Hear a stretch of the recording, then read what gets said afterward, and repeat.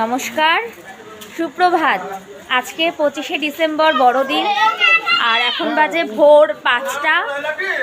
এখন আমরা পুজো দিতে যাচ্ছি সবাই মিলে। মন্দিরের সামনে গিয়ে দেখা হচ্ছে। আমরা চলে এসেছি। এখন বাজে ভোর 5:30। এখন আমরা পুরীর মন্দিরে পুজো দিতে চলে এসেছি।